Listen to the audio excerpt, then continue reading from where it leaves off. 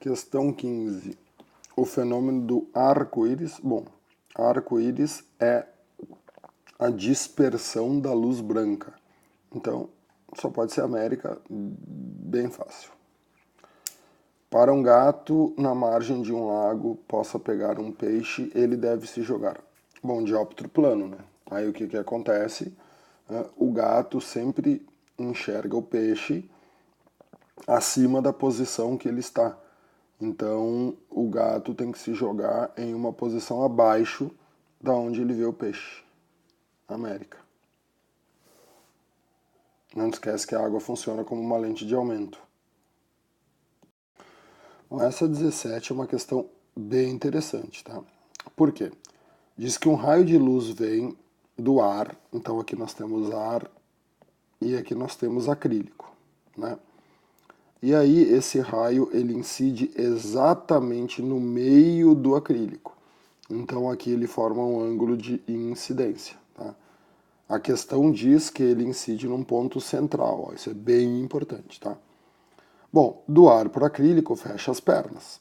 Quais são os raios aqui que estão fechando as pernas? Se tu pegar uma régua, o que tu vai notar? Aqui é o 4 e o 5. Tá vendo aqui, ó? O raio vem nessa direção, o que acontece? O 3 aqui ele passa reto, ó. Então não pode ser o 3, não pode ser o 2, não pode ser o 1, porque eles se afastaram da normal. Tem que ser o 4 ou o 5.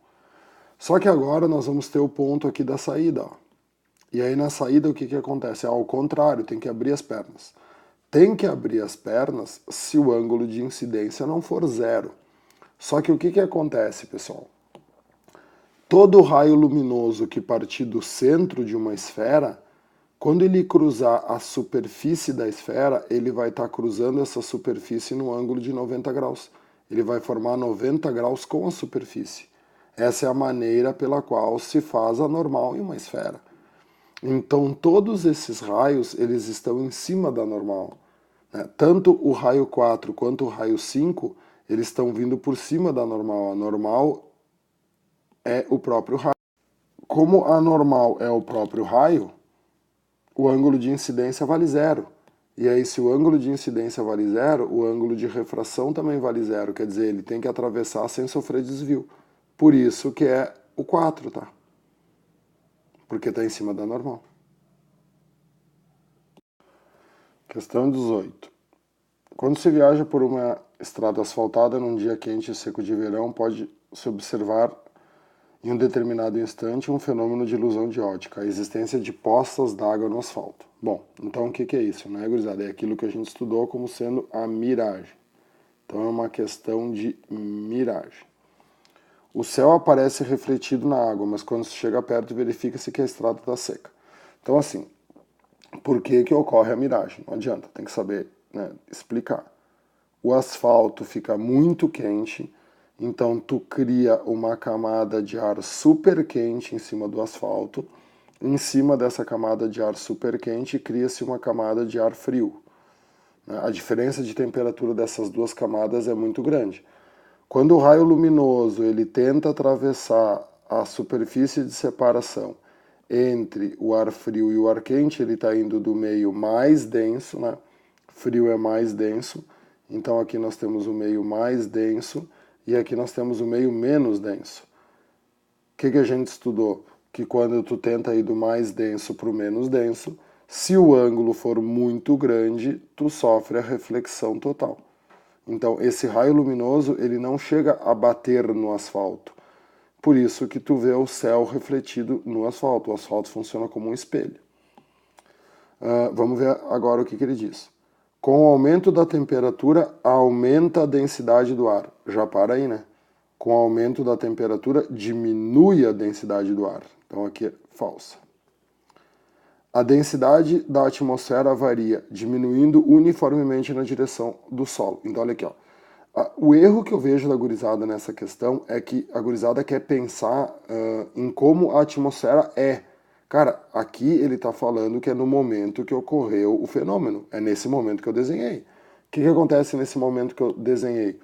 A partir do momento que tu vai te aproximando do solo, tu vai indo na direção do ar mais quente. Mais quente, menos denso.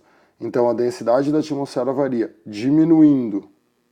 na direção do solo, tá certo? Porque tu vai indo na direção do ar quente.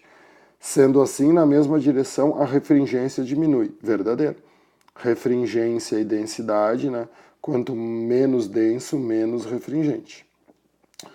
Após a reflexão total, os raios luminosos passam a se propagar em direção às camadas superiores. Então é esse raio aqui, né? É o raio que está subindo, aumentando progressivamente sua velocidade. Conforme ele for subindo, ele vai pegando ar mais denso. Conforme ele for pegando ar mais denso, a velocidade dele vai diminuindo e não aumentando, porque vai aumentando a refração. Então é falsa. Uma questão muito bem feita. Então é a América. Questão 19. Na figura abaixo, a linha cheia representa o percurso de um raio de luz que se propaga numa lâmina formada por 3 camadas de diferentes materiais transparentes, cujos índices são N1, N2 e N3. Na interface entre as camadas, com índices de refração N2 e N3, o raio sofre reflexão total. Então aqui nós temos uma reflexão total. Bom, daí ele quer a relação entre os índices. Então a primeira parte aqui, é relativamente simples, né? Vou dar uma aumentada aqui, ó. Traça normal aqui, né? E aí o que a gente está vendo de maneira bem, né? A URGS tem que ser bem observadora, ó. Tá vendo? Esse raio aqui, né? Pega a régua, esse raio se afastou da normal.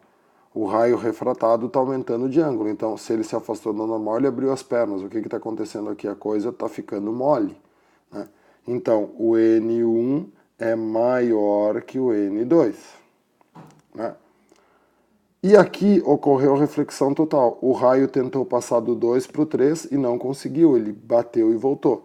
Quando que isso acontece? A reflexão total só acontece quando tu vai do mais refringente para o menos. Tipo, né? O meio 2 tem que ser a água, o meio 3 tem que ser o ar. Então, o N2 é maior do que o N3. Então é uma ordem, ó. N1 maior que N2 maior que N3. Canadá. É fácil, mas se não cuidar, erra. A questão 20. Sabendo que o meio apresenta índice de refração absoluto 3 meios, né? Então 3 meios, 1,5, assinale a afirmação correta. A frequência de qualquer radiação ao passar por este meio é alterada. A frequência nunca é alterada na refração. A velocidade de propagação da luz nesse meio diminui. Né? Se o índice de refração dele é 3 meios, significa que quando a luz passar por ele, a velocidade dela vai diminuir. Brasil. Muito bem, agora começamos com os Enems. Será que uma miragem ajudou a afundar o Titanic? Bom, aqui eu não vou perder muito tempo, tá? Falou em miragem, não interessa se é a Fata Morgana, não interessa se é a formação de poças d'água no asfalto. A miragem é sempre produzida por causa da refração. Associa miragem com refração. Apareceu a palavra miragem, a resposta vai ser refração. A 22 diz que é um dispositivo para indicar a qualidade da gasolina, né?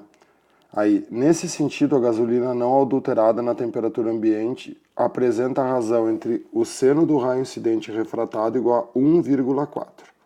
Né? Então, a razão entre o seno do raio incidente refratado é 1,4. Desse modo, fazendo incidir o feixe de luz proveniente do ar com um ângulo fixo maior que zero, qualquer modificação no ângulo do feixe refratado indicará adulteração no combustível. Em uma fiscalização rotineira, o teste apresentou o valor de 1,9. Quer dizer, né, a relação entre o seno aumentou. Então, vamos ver o seguinte. Né? A lei de Snell diz que o índice do meio 1 vezes o seno do ângulo incidente é igual ao índice do meio 2 vezes o seno do ângulo refratado. Né? O meio 1 é o ar, então o índice do ar é 1. Né? E aí nós temos o seno do I, que é igual a N2 vezes o seno do R, eu não fiz nada aqui, E aí o que ele quer? A razão entre o seno do raio incidente e refratado. Quer dizer, o seno do ângulo incidente dividido pelo seno do ângulo refratado é o índice 2, que é o N da gasolina. Então, ele está dizendo que o N da gasolina tem que valer 1,4 e que aconteceu um problema, né, e eles mediram que o N passou a valer 1,9, quer dizer, o índice de refração aumentou. Quer dizer, o meio é mais refringente. Refringente. O que a gente sabe que é o índice de refração? É justamente o desvio que a luz vai fazer. Então, se o meio é mais refringente, significa que ele vai abrir ou fechar mais as pernas, vai fechar mais as pernas. E o que é fechar mais as pernas? É aproximar-se da normal. Então a resposta é Equador. Ele vai se aproximar da normal porque está aumentando o índice de refração. Bom, a questão 23 bem difícil de ser entendida, tá? Tem que ler ela várias vezes.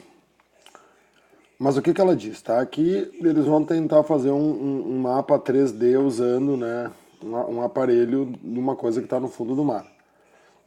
Eles vão fazer imagem, junto com a imagem vão usar sonar.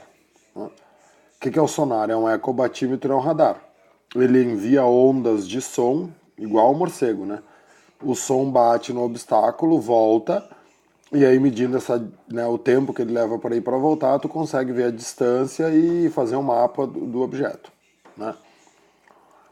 Olha a pergunta. No problema apresentado para gerar imagens através das camadas de sedimento. Então, tu precisa usar uma onda que atravesse as camadas de sedimento. O sonar é mais adequado, pois quer dizer, o que ele está pedindo? Por que o sonar é mais adequado? Por que o som é melhor do que a luz para fazer imagens através das camadas de sedimentos? Letra A propagação da luz na água ocorre a uma velocidade maior que a do som neste meio. Cara, a letra A tá certa. A luz é sempre mais rápida que o som, mas não tem nada a ver com o fato de a luz ou o som atravessarem as camadas de sedimentos, tá? A A não responde a pergunta. A absorção da luz ao longo de uma camada de água é facilitada, enquanto a absorção do som não. Bom, vamos deixar essa letra B em stand-by. Refração da luz a uma grande profundidade acontece com uma intensidade menor que a do som. Quer dizer, a refração da luz é a mudança de meio, né? Por que a mudança de meio vai ocorrer com mais ou menos intensidade que a do som? Essa cena aqui nada a ver também. Letra D. A atenuação da luz nos materiais analisados é distinta da atenuação do som nesses materiais. O que é a atenuação? Né? É o enfraquecimento.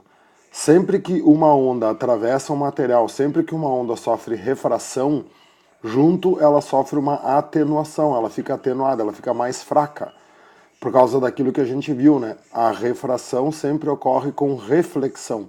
Uma parte dela, né, atravessa o meio, a outra parte volta. Letra E. Reflexão da luz nas camadas de sedimentos é menos intensa que a reflexão do som nesse material. Também não tem como afirmar, tá? Por isso que a resposta é letra D. Tu vê que ela é uma questão bem genérica, né? A atenuação da luz é distinta da atenuação do som, claro. Né? O jeito que a luz se refrata é diferente do jeito que o som se refrata. E aí essa atenuação é que faz tu conseguir fazer a imagem através das camadas de sedimento. E a letra B que a gente tinha deixado em stand-by também não explica nada, mas é uma questão difícil. 24. É comum os fotógrafos tirar fotos coloridas em ambientes iluminados por lâmpadas fluorescentes, que contêm uma forte composição de luz verde. A consequência desse fato na fotografia é que todos os objetos claros, principalmente os brancos, aparecerão esverdeados. Claro, né? O branco reflete qualquer coisa.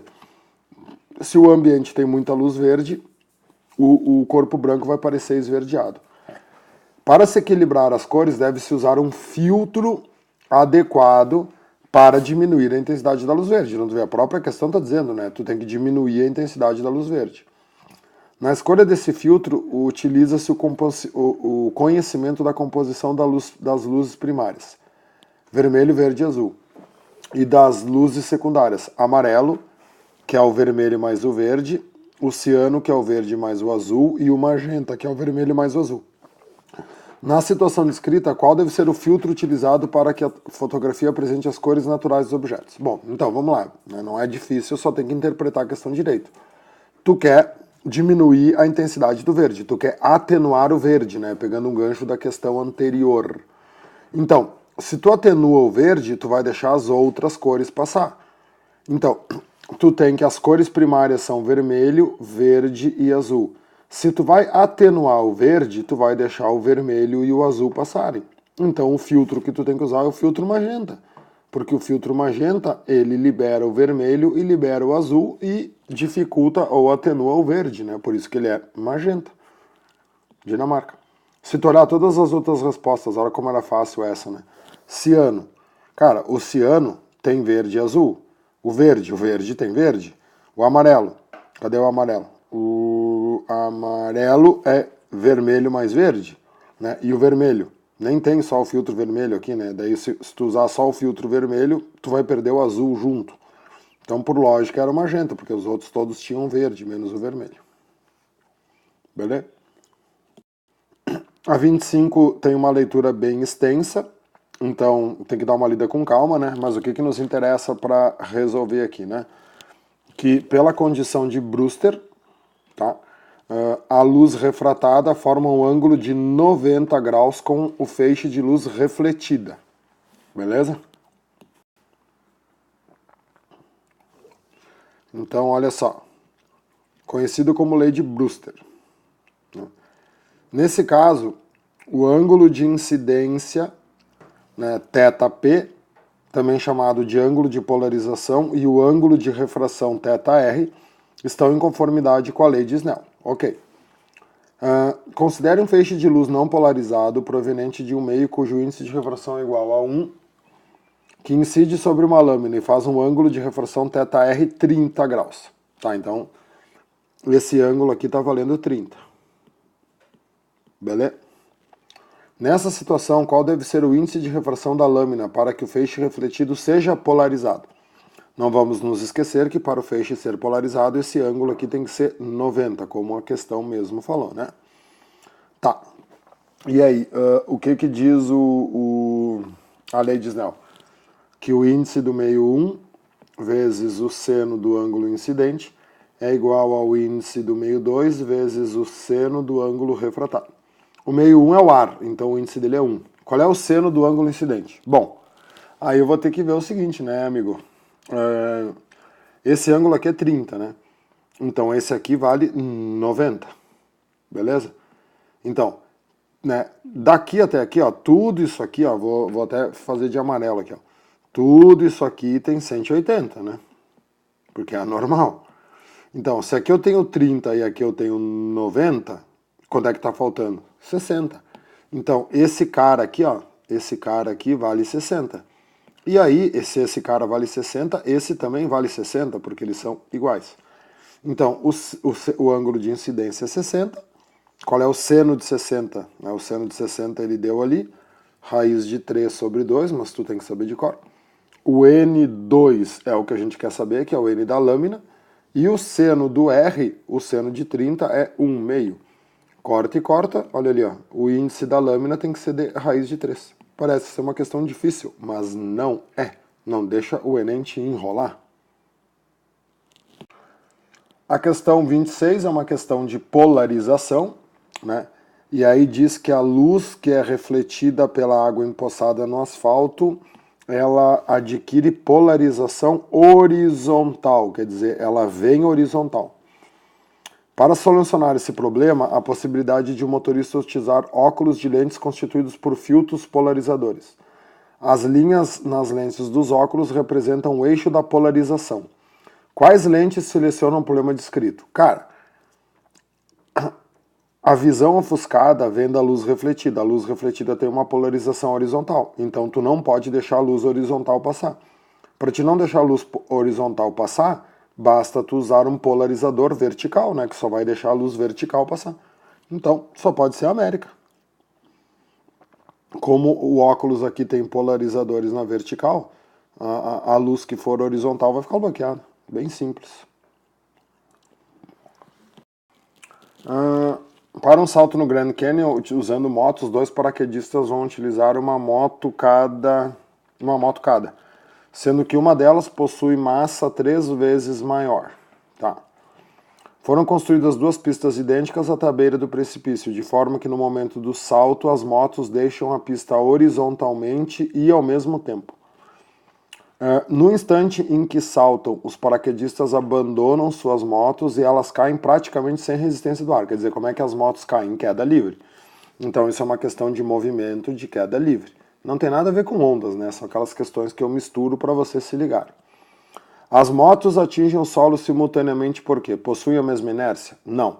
A inércia, né, o único fator que influencia na inércia é a massa. As massas são diferentes. Estão sujeitas à mesma força resultante? Não. A força resultante é o peso. Os pesos são diferentes. Tem a mesma quantidade de movimento inicial? Não. Quantidade de movimento é massa vezes velocidade. Elas têm a mesma velocidade, mas as massas são diferentes. Adquirem a mesma aceleração durante a queda? Mas é óbvio, né? Quem que é a aceleração da queda livre? A gravidade.